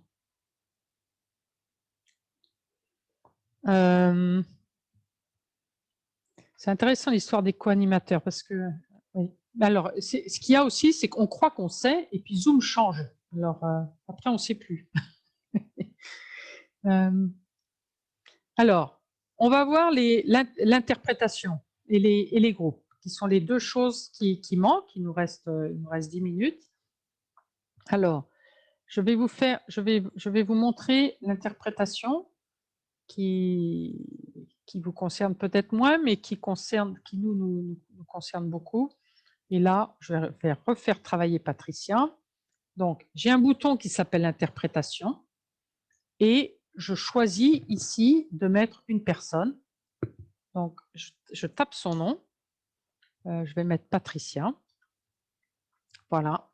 Et je choisis que Patricia sera l'interprète anglais-français. On va lui mettre anglais-espagnol et préfère l'espagnol. Et je commence la réunion. Voilà. Vous avez en bas de votre écran un petit bouton qui est apparu. Et quand vous cliquez sur interprétation, vous pouvez choisir la langue. Et Patricia est en train de parler en anglais. Elle est en train de traduire ce que je dis en anglais. Donc, si vous choisissez le canal anglais, elle est en train de traduire en anglais ce que je suis en train de dire. Comment est-ce que vous savez qu'elle est en train de traduire en anglais? Comment est-ce que je le sais? Je le sais parce que dans la liste des participants, tout à fait en haut de la liste des participants, vous avez Patricia, qui est co-host, qui est interprète, et il y a un petit symbole qui dit EN, c'est-à-dire anglais. Patricia, est-ce que tu peux traduire en espagnol? Voilà, elle a un petit logo qui dit ES, et Patricia est en train de traduire en espagnol ou en train de raconter sa vie, je ne sais pas. Peut-être qu'elle fait un deuxième cours en espagnol. Et voilà. Donc, vous choisissez, vous cliquez sur interprétation et parle Patricia, vous choisissez l'espagnol. Choisissez l'espagnol parce qu'elle est sur le canal espagnol. Et vous devez normalement entendre Patricia en espagnol. Patricia, est-ce que tu peux... Ah oui, elle avait fermé son micro. Waouh, on a... Donc, Patricia avait fermé son micro, c'est pour ça que vous ne l'entendiez pas. Donc, voilà. Donc, Patricia, maintenant, est en train de parler. Parle en espagnol, Patricia, raconte ta vie. Dis toutes tes prières. En espagnol, les gens peuvent te suivre. Donc, on voit, parce qu'il y a le petit symbole ES dans la liste des participants à côté de son nom. Voilà. On me demande quelle est la différence entre Meeting Google et Zoom. La seule chose que je peux vous dire, c'est que Meeting Google marche très très bien et que beaucoup de congrégations l'utilisent, mais elle n'a pas l'interprétation, premier point, et qu'ensuite, quand vous voulez avoir des nombres comme 100, 200, 300 personnes, Zoom est bien meilleur que Google Meeting.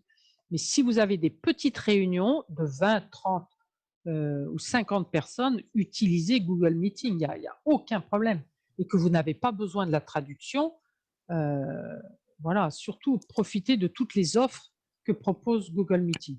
Ce qu'il faut savoir, c'est l'avantage de Zoom, c'est qu'ils sont en avance. Donc, ils proposent des options bien avant Google Meeting.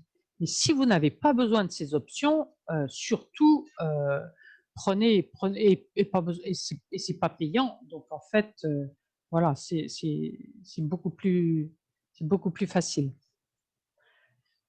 Voilà, je vais arrêter l'interprétation parce que alors, qui fait la traduction doit choisir la langue qui traduit ou bien rester sur l'original. Patricia entend l'original, c'est-à-dire l'interprète entend toutes les langues. Si nous parlons dans 5 ou 6 langues, l'interprète entend toutes les langues. Et elle traduira soit en anglais, soit en espagnol, puisque je lui ai donné 2 langues. Voilà. Si je mets une autre personne, je vais choisir, alors attendez, je vais partager mon écran. Je choisis d'ajouter une autre personne pour l'interprétation. Donc j'ajoute un interprète. Je vois que j'ai Marie-Paul Préa devant moi. Donc je vais choisir Marie-Paul Préa et je vais lui dire: «Marie-Paul, tu vas traduire, on va mettre de l'anglais à coréen, italien, espagnol. Ah tiens, on va faire un essai. On va mettre italien. Non, on va peut-être mettre italien ici, ça serait plus sympa. Et puis ici, je vais te mettre espagnol. Voilà, on va te mettre en français. Donc, ici, et je mets à jour, et voilà. Donc, elles vont avoir, et elles vont pouvoir traduire. Marie-Paul a un bouton en bas qui dit qu'elle est interprète, et quand elle cliquera sur ce bouton, elle commencera. En bas de votre écran, et je vais arrêter, en bas de votre écran, dans les langues, vous devez avoir 4 langues: anglais, français, espagnol, italien. Celles qui n'ont pas l'italien, pouvez-vous lever la main? Voilà, je vois 2 ou 3 mains qui se lèvent. Si vous n'avez pas l'italien, ça veut dire que vous n'avez pas la dernière version de Zoom. Votre version de Zoom n'est pas à jour. C'est-à-dire que Zoom a mis 9 langues et n'a pas ajouté l'italien. Ensuite, comme utilisateur, nous pouvons ajouter des langues, le swahili, l'italien, etc. Toutes les langues que nous ajoutons, les personnes qui ont une vieille version de Zoom ne les voient pas. Ça fait partie des plus que Zoom a apporté au fil des années. Et donc, vous devez mettre à jour votre version de Zoom. Comme ça, vous savez que vous n'avez pas la dernière version. Si c'est une langue qu'elle ne comprend pas et qu'elle peut écouter l'interprétation, alors Zoom ne permet pas le relais, ce qu'on appelle le relais, c'est-à-dire que si Patricia ne comprend pas le néerlandais que va parler Marie-Paul, non, que va parler quelqu'un, une personne, Marie-Paul peut traduire en néerlandais, mais Patricia ne comprend pas, ne peut pas traduire en espagnol. Donc Patricia est obligée de se connecter avec un autre ordinateur, comme je le fais, elle écoute avec un autre ordinateur, et à ce moment-là, elle écoute avec son casque, avec un autre casque, elle écoute dans une oreille, elle écoute la traduction faite par l'autre traducteur, et elle traduit avec ses écouteurs, elle traduit dans la langue qu'elle va traduire. On appelle ça le relais, les traductrices font souvent le relais. Voilà, on est obligé d'avoir un deuxième appareil pour que la traductrice écoute dans la langue qu'elle comprend. Voilà, donc gérer les interprétations. Je vais arrêter, vous allez voir, donc l'interprétation, je gère les interprétations. Si je veux ajouter un interprète, je clique sur ajouter un interprète, je mets son nom et je le fais. Mais là, on va arrêter l'interprétation. Donc vous pouvez ajouter autant d'interprètes que vous voulez, je crois qu'il y en a 6, 7, 8. Je ne sais pas combien ça s'arrête parce qu'on ne l'a jamais utilisé, mais je sais qu'au moins 5, 6, ça marche. Voilà, vous ajoutez des interprètes autant que vous en voulez. On va arrêter l'interprétation et on va faire les petits groupes, puisqu'on arrive proche de l'heure. Donc ici, sur les petits groupes, je clique sur diviser en groupes et j'ai un menu qui s'affiche qui me dit combien de groupes est-ce que je veux. Nous sommes, voilà, si je fais 2 groupes, nous serons 169 par séance, ou bien nous sommes, voilà, si je fais 6 groupes, nous serons 23. Si je fais 7 groupes, nous serons 19, 20 par groupe. J'ai la possibilité d'attribuer automatiquement les participants dans les groupes. Ça ne pose pas de problème, tout le monde parle la même langue. Je peux choisir d'attribuer manuellement dans les groupes. Je peux laisser les participants choisir leur salle. J'ai 7 salles de réunion, 7 petits groupes. Je peux laisser les participants choisir dans quel groupe ils vont aller. Pour le moment, je vais choisir d'attribuer manuellement. Donc, je crée les 7 groupes et j'ai les 7 salles. Alors, on va dire, j'en ai une qui va parler English, j'en ai une qui va parler français, J'en ai une qui va parler, allez, espagnol. J'en ai une qui va parler de la formation, ce que vous voulez. J'en ai une qui va parler, voilà, vous mettez le titre que vous voulez et ensuite vous pouvez affecter des personnes par groupe. Donc vous pouvez affecter et c'est là où quand devant son nom la personne a la langue, si elle parle le français un F, si elle parle l'italien un I, vous voyez que nous sommes en ordre alphabétique et c'est beaucoup plus facile de mettre les gens tous les 1 ensemble, tous les 2 ensemble, tous les 3 ensemble ou tous les F ensemble ou tous les... Et c'est pour ça qu'on demande aux gens de changer leur nom de façon à les attribuer beaucoup plus rapidement par groupe. Sinon, ça prend un certain temps. Voilà, sur un groupe, on est 140. Quand il faut faire, quand il faut chercher chaque personne pour savoir dans quelle langue, enfin, dans quel groupe je dois la mettre, ça prend un temps infini.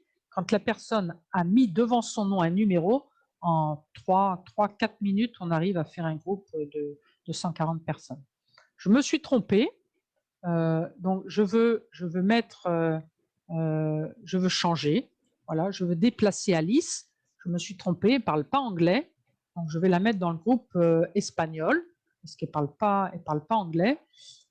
Claude, bah, je vais la déplacer, je vais la mettre dans le groupe formation, parce qu'elle aime bien la formation, donc je vais la mettre dans la formation.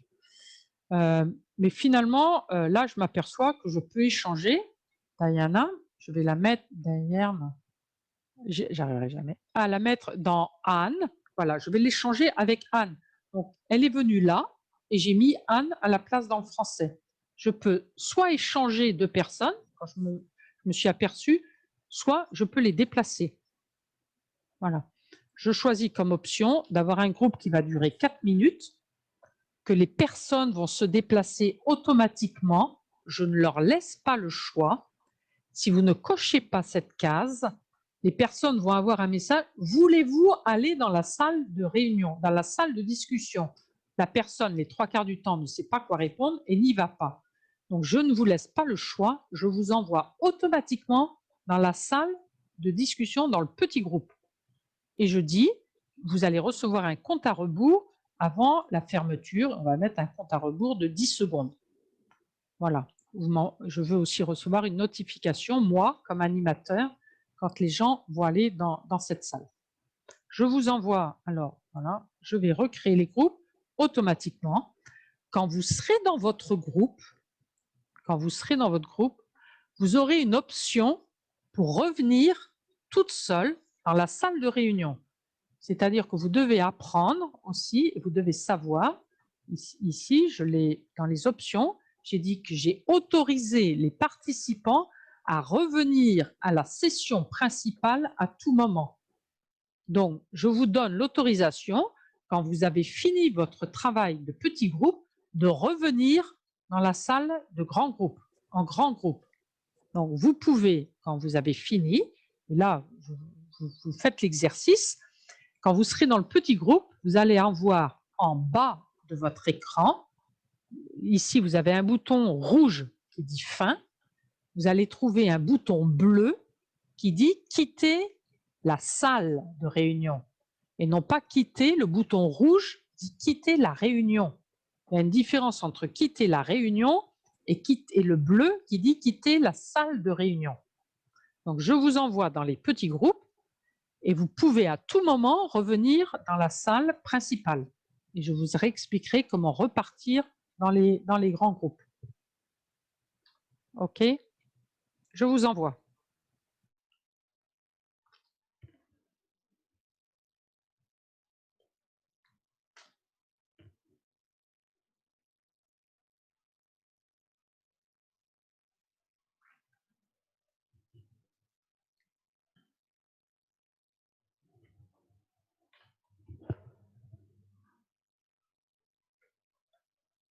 Bonjour les amis du groupe 6.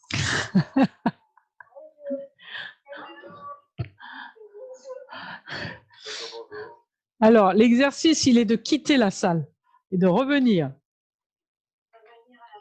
Et voilà, de voir si vous y arrivez.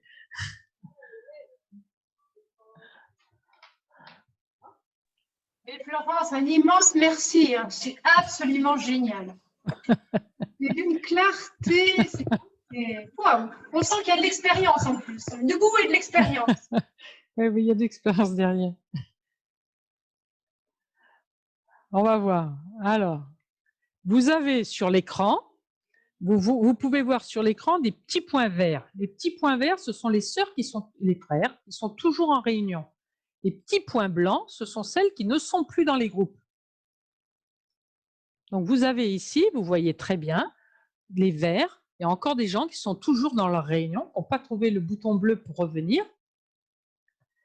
Et il y a des gens qui m'ont demandé, donc dans une salle de réunion, vous pouvez toujours demander l'aide de l'animateur. Donc, il y a une personne qui m'a appelé et qui dit, dans la salle numéro 6, on a besoin de ton aide. Est-ce que tu veux y aller? Je dis non, je ne veux pas y aller. Mais vous avez un bouton comme participant où vous pouvez demander à l'animateur de vous rejoindre. Je dis non. Et voilà. Et donc, je vais... OK. Voilà. Comme il y a beaucoup de personnes qui ne reviennent pas, je vais arrêter les séances et on va réexpliquer. Je vais réexpliquer à c'est la salle 1 qui ne revient pas, oui, c'est globalement la salle 1. Donc j'arrête la séance de façon à faire revenir tout le monde. Voilà, dans 8 secondes, tout le monde sera revenu. 6 secondes, vous l'avez en bas de l'écran. Dans 3 secondes, tout le monde sera revenu. Voilà, tout le monde est revenu. Donc les 6 groupes maintenant, il n'y a plus de points verts. Alors là, il faut que j'arrête le son. Voilà, donc les gens sont venus. Je vais vous montrer, je vais recréer en attribuant manuellement. Je vais attribuer manuellement de façon à recréer. Et là, je vais mettre juste Patricia, qui sert de cobaye. Patricia dans la salle numéro 1. Je commence, on va refaire la même chose. Hein, elle peut revenir Patricia peut revenir à tout moment. Je commence la réunion. Donc, vous voyez que j'ai 129 personnes qui ne sont pas attribuées, c'est pas grave. Ce que je veux vous montrer, c'est que quand la personne est dans la salle de réunion, elle a un petit point vert. Les gens qui ne sont pas dans la salle de réunion ont un petit point blanc. Donc, je sais quelles sont les personnes qui sont allées dans la salle. Hop, elle a quitté la salle de réunion, elle est revenue avec nous parce qu'elle est devenue en blanc. Donc là, elle est revenue avec nous et elle n'est plus dans la salle de réunion. À tout moment, l'animateur et les co-animateurs peuvent rejoindre les groupes. C'est-à-dire que je peux, et les co-animateurs peuvent aller faire un petit tour dans la salle de réunion.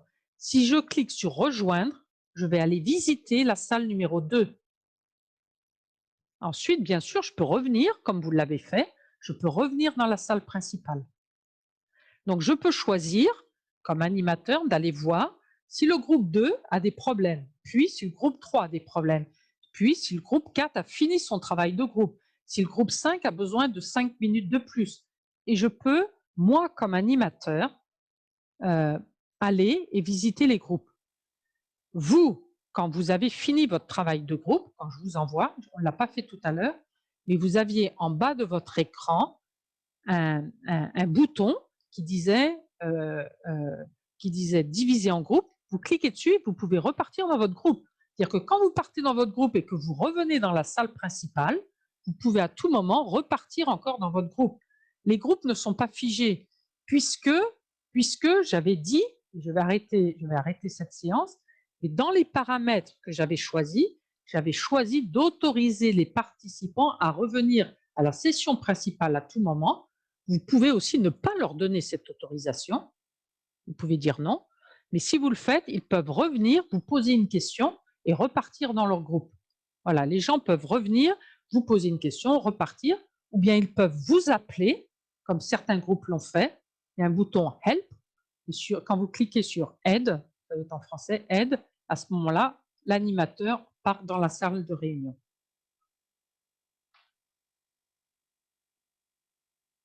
Voilà, je me suis trompée, il y a un 8e groupe, je clique sur « Ajouter une session » ou « Ajouter un groupe ». Voilà, j'en veux 9 et j'en veux 10. Finalement, j'en veux 10. Je peux aussi les supprimer. Hein. Voilà, j'en ai trop, je les supprime. Une fois que vous avez lancé les groupes, vous ne pouvez pas en créer des nouveaux.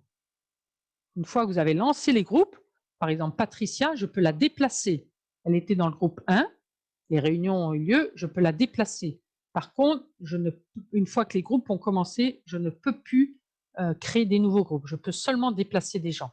Quand vous étiez dans les groupes, je pouvais vous déplacer. Quelquefois, quand on s'aperçoit qu'on a fait une erreur dans les langues, on déplace les gens d'un groupe à l'autre.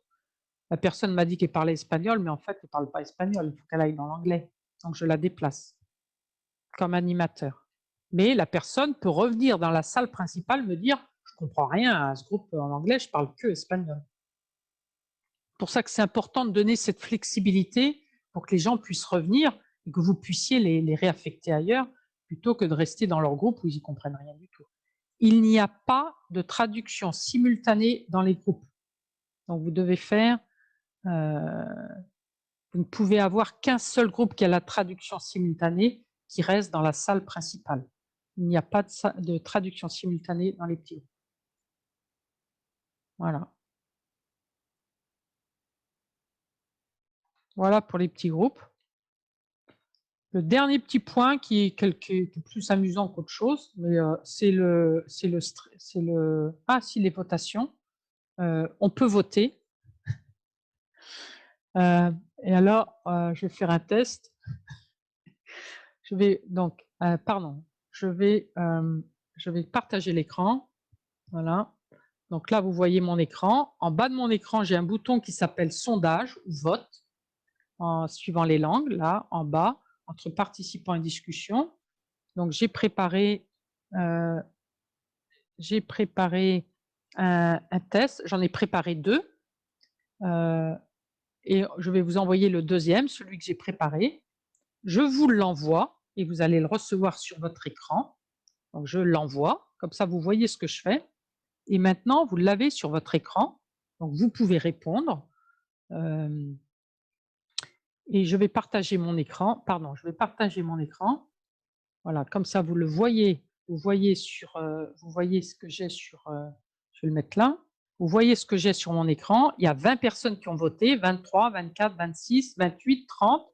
Vous voyez ici, j'ai le nombre de personnes sur les 127 qui ont voté. Voilà, j'ai 44, 45. Vous pouvez voter et quand vous avez fini de voter, vous devez dire si vous devez faire submit. C'est pas submit, c'est comment on dit en français? Je ne sais plus comment on dit. Moi, je n'ai pas eu, Florence. Soumettre. Il y en a qui ne l'ont pas eu? Ah. Moi, je ne l'ai pas eu. Ah, dommage. Je vais le renvoyer. Et oui, j'ai vu, c'est la deuxième fois que j'ai une personne qui me dit ça, je ne l'ai pas eu. Normalement, voilà. Alors, allez. Par contre, j'ai le résultat, mais je n'ai pas eu le... Ah, mais non, alors c'est parce que vous devez être co-animateur. Voilà. Je vous enlève comme co-animateur. C'est pour ça que vous ne l'avez pas eu. Tout à l'heure, j'ai dû vous mettre co-animateur. Maintenant, vous l'avez. Maintenant, vous l'avez sur NASA? Non. Vous ne l'avez toujours pas? Il est peut-être caché par votre écran partagé. Non, mettre fin au sondage. Oh, non. Mais j'ai pas... Non, il ne faut pas mettre fin au sondage. Non, c'est parce que je vous avais... Non, ce que j'ai sur mon écran, c'est mettre fin. Je ne vais pas mettre fin parce que je n'ai pas fait. Non, il ne faut pas mettre fin. C'est parce que vous partagez votre écran, Florence, je crois. Oui, je pense. Oui. Alors, bon, c'est pas grave. Donc là, j'ai 97 personnes qui ont voté. J'ai déjà l'expérience à ce niveau, ne vous en faites pas. Très bien. Et donc, du coup, je mets fin au sondage. Donc, vous voyez mon écran, je mets fin au sondage et on me donne la possibilité de partager les résultats. Donc, j'ai les résultats, moi, comme host, je vous partage les résultats. Quand je vous partage les résultats, vous avez seulement les pourcentages, tandis que le host a le nombre de personnes qui a voté. Vous voyez un écart entre ce qui est sur mon écran et ce qui est sur votre écran. Vous n'avez que les pourcentages, alors que moi, j'ai le nombre de personnes qui a voté. Voilà, donc après, il faut vous arranger, enfin, faut trouver un petit système pour arriver à publier à publier le nombre de personnes, si vous voulez travailler, non pas avec des pourcentages, mais avec le nombre de personnes, entre autres pour atteindre la majorité absolue, la majorité relative, etc. Donc, vous devez demander à vos scrutatrices de lire le nombre qui sont co-hosts. Les co-hosts et hosts ne votent pas. Donc, les personnes qui ne voteront pas devront être co-hosts. Vous devez nommer toutes les personnes qui ne participent pas au vote, qui sont soit secrétaires, soit scrutatrices, soit, seront co-hosts. Elles pourront lire les résultats, mais elles ne pourront pas voter.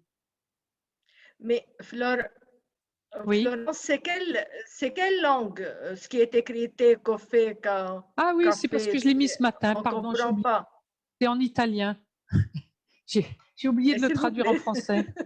Donc, c'est thé, café avec du lait et du thé avec du lait. Voilà. Ah, d'accord, d'accord. Pardon, Parce qu'on s'y attendait pas. J'ai oublié de le traduire. Voilà. Qu'est-ce que vous préférez, thé ou café? D'accord, J'ai d'accord, oublié de le traduire en français. Pardon. d'accord. Voilà. Je bouge parce que c'est vrai que ça peut être caché sur votre écran. Voilà. J'arrête le partage du résultat et c'est fini. Voilà. C'est pas plus compliqué que ça d'envoyer un sondage. Et vous avez vu ce que voit l'animateur et vous savez ce que voit le participant.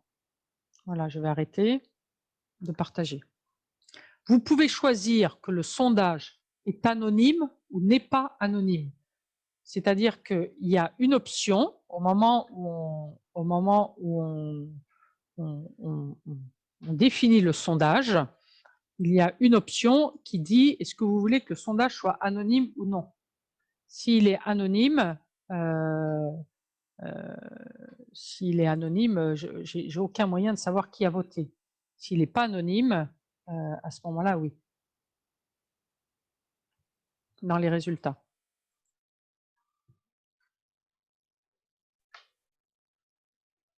Je crois qu'on a fait le tour de tout. Florence, il y a toujours la question pour le groupe, si on pouvait le faire avant ou pas. Ah oui. Non, on ne peut pas préparer les groupes avant. Zoom propose cette option-là, mais la condition est que tous les participants doivent avoir un compte Zoom ouvert et qu'ils se sont connectés avec leur compte Zoom et que ce compte soit ouvert de façon à ce que Zoom, aujourd'hui, vous reconnaisse comme un participant étant connecté avec votre propre compte. À ce moment-là, quand je ferai les groupes, Zoom le reconnaîtra, ce qui est impossible et ingérable aujourd'hui. C'est-à-dire que c'est impossible d'avoir aussi, sauf si vous êtes 4 conseillères générales ou conseillères provinciales ou d'une même commission et que vous savez très bien utiliser Zoom et que vous vous êtes connecté avec votre compte Zoom et que vous savez que vous êtes connecté avec ce compte Zoom. Dans ces cas, vous pouvez. Mais dans ces cas, vous n'avez pas besoin de préparer les groupes avant, puisque si vous êtes une dizaine, c'est vite fait de faire les groupes. Ce qui est intéressant de faire les groupes avant, c'est quand on est 100, 110, 120, 130. Et là, la probabilité pour que tout le monde soit connecté avec son compte est impossible, est de 0. Donc, on ne peut pas préparer les groupes. Enfin, on ne peut pas. On peut, mais on ne peut pas. On peut, mais on ne peut pas. Préparer les groupes avant. Et Flore, c'est pour ça qu'il faut vraiment vous renommer en mettant le numéro de votre groupe pour faciliter la création des groupes. Vous avez vu, ça prend un petit peu de temps de les faire. Et Florence aussi, comment préparer les sondages d'avance? Alors, le sondage, quand vous allez voir, donc je partage mon écran, pardon. Donc je vais partager mon écran. Je vais partager mon écran. Je me suis trompée tout à l'heure. Je clique sur sondage. Ah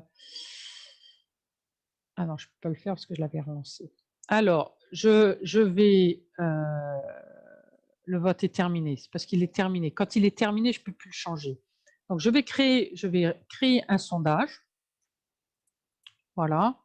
Je suis dans mon compte Zoom, ici. Vous voyez, je suis dans mon compte Zoom et je suis dans cette réunion, dans mes réunions. Là, je suis donc sur l'ensemble des réunions, toutes. Je suis sur celle-là. Donc, je suis sur cette réunion. En bas de la réunion, vous avez tous les paramètres d'aujourd'hui, blabla, etc. J'ai sondage. Je vais ajouter un sondage. Et là, cette fois-ci, on va le faire en français. Thé ou café? Et donc, quand je mets que préférez-vous? Voilà. Et là, j'écris thé ou café. Thé et café. Voilà. Je suis en train de faire ce sondage. Est-ce que je veux qu'il soit anonyme? C'est-à-dire que le host n'aura jamais accès à qui a voté. Sinon, il y a un tout petit moyen de le savoir. Donc, je veux qu'il soit anonyme. Je vais cliquer sur anonyme. Je n'aurai jamais accès à qui et je l'enregistre. Donc, vous voyez que pour cette réunion-là, j'avais créé 3 tests. Le premier, il était en anglais. Est-ce que vous voyez ce sondage? Oui, non. Le deuxième, il est celui que je vous ai envoyé en italien. Et là, vous avez les résultats. Et le troisième, il est celui-ci dont je n'ai pas encore envoyé le sondage. Donc, vous pouvez créer avant tous les sondages, et même je vous conseille plutôt de les créer avant. Vous créez votre sondage, c'est facile, vous ajoutez, vous faites le sondage ou vous préparez la liste de vos candidates pour les élections, etc., du board, les élections de... Vous créez, vous ajoutez, vous faites tout simplement, vous mettez le nom des personnes ici, et les gens peuvent voter pour des personnes avant. Vous préparez 1, 2, 3, 4 possibilités, premier tour, deuxième tour, troisième tour, quatrième tour, avec le nom des personnes. Voilà, on l'a fait il n'y a pas longtemps. J'avais préparé première déléguée, premier tour, deuxième déléguée, première déléguée, deuxième tour, troisième tour, quatrième tour, cinquième tour. Le sondage, les votes étaient préparés puisque j'avais le nom des personnes. Et puis, et ensuite, j'ai envoyé soit le 1, soit le 2, soit le 3. Vous pouvez choisir d'envoyer celui que vous voulez au moment où, puisque vous pouvez les créer avant. Voilà, celui-là, il a été terminé. Des questions encore, oui. Au moins. Si on peut partager l'écran dans les groupes et s'il est possible d'avoir 2 réunions dans les mêmes salles. Alors, dans les groupes, on peut partager l'écran si le host le met ici. C'est-à-dire que c'est le host, et très souvent on oublie de le faire, c'est-à-dire qu'au moment de partir en petit groupe, vous devez vous souvenir de donner l'autorisation de partager les groupes. Le host est responsable de la sécurité du meeting, que ce soit dans les petits groupes ou pas dans les petits groupes. Donc, avant de partir en petit groupe, vous devez donner l'autorisation aux participants de partager leur écran dans les petits groupes. S'il ne l'a pas fait, vous lui envoyez un message et vous venez lui dire « Hop, tu as oublié de partager l'écran ». Voilà. Est-ce qu'on peut avoir 2 réunions? Est-ce qu'on peut avoir 2 réunions dans le même... Salle. Dans la même salle, c'est-à-dire... je ne comprends pas la question. Non, est-ce qu'il est possible d'avoir des réunions dans les salles? Oui. Attends, c'est quoi la question? Tu peux avoir une réunion avec une licence. Une réunion dans les salles. Alors, les salles, si on parle des salles, c'est les petits groupes. C'est ce qu'on a dit en groupe. Donc, on peut avoir, je ne comprends pas la question, on peut avoir plusieurs petits groupes. Et dans chaque groupe, vous pouvez avoir une réunion. Enfin, dans chaque groupe, il y a un groupe de travail. Donc, je ne sais pas, il faut Il n'a pas de nom. Et Florence, Parce que ce qu'on a fait là, ces groupes, alors, ah oui, alors est-ce qu'on peut avoir des sous-groupes dans les sous-groupes? Non, on ne peut pas avoir de sous-groupes dans les sous-groupes. Donc, ce que l'on fait dans ces cas-là, quand il y a besoin d'un sous-groupe dans un sous-groupe, on crée les sous-groupes des sous-groupes avant. C'est-à-dire que j'ai besoin, je vais diviser en... Alors, je vais vous faire un partage d'écran. Voilà, on va diviser, on l'a fait plusieurs fois. C'est-à-dire que vous allez avoir dans les options, on est 100, on va avoir allez, 4 groupes. Donc, dans les 4 groupes, je vais avoir 25 personnes. Là, j'ai 25 personnes. Si ces personnes-là veulent se diviser, ensuite, en sous-groupe, il faut que je crée, et je vais le faire maintenant, donc ça, c'est le groupe 1, 2, 3, 4, et je vais créer ensuite le sous-groupe 1, le sous-groupe 2, le sous-groupe 3 et le sous-groupe 4. Et ensuite, je déplacerai les gens du groupe 1, je les diviserai et je les mettrai dans le 1 et dans le 11, dans le 2 et dans le 12, dans le 3 et dans le 13. Donc, c'est-à-dire que si j'ai créé des groupes vides, ce qu'on fait tout le temps, on crée toujours des groupes vides de façon à ce que si j'ai besoin en cours de réunion, une fois que les groupes ont commencé, je ne peux pas créer de salle. Donc, je crée toujours des salles en plus, surtout quand ce n'est pas l'ordinateur qui me les affecte. Et donc, du coup, je crée des salles en plus. Et quand un sous-groupe me dit « on veut se diviser en deux », je dis « bah oui, dites-moi qui je dois envoyer dans le 11 et dites-moi qui je dois envoyer dans le 12 ou dans le 13 ». Il n'y a aucun problème. Voilà, si c'est ça la question. Mais ça doit, ce sont des sous-groupes d'un groupe, mais en fait, moi, je les crée comme des groupes différents.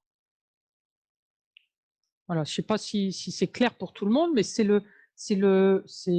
puisque je peux déplacer les gens. Une fois qu'ils sont dans les groupes, je peux les déplacer. J'ai aucun problème pour les déplacer. Florence, Voilà. il y a d'autres questions. Et il y a une question de Sidonie sur les photos. Bien sûr, les personnes peuvent prendre des photos, mais on a besoin de l'autorisation de participantes. C'est-à-dire qu'au début du rencontre, vous devez dire qu'on va prendre des photos et les personnes qui ne veulent pas apparaître dans la photo, elles doivent quitter la caméra. Ça, c'est très important, surtout en Europe. Flo, il y a d'autres questions toujours sur le groupe. Je ne sais pas si tu as le temps pour répondre. Alors, ce qu'on peut dire, c'est que là, on a fait le tour de tout ce qu'on pouvait voir. Hein. Voilà, on a fait le tour de tout ce qu'on pouvait voir. Maintenant, je vais répondre à toutes les questions. Je vais répondre à toutes les questions des participants, parce que moi, enfin voilà, on a le temps, il n'y a pas d'urgence. Mais si vous quittez, ça sera, enfin, si vous avez plus le temps, on a fini le temps imparti. Donc, n'hésitez pas à quitter si vous voulez quitter. Mais je vais répondre aux questions des personnes qui ont des questions.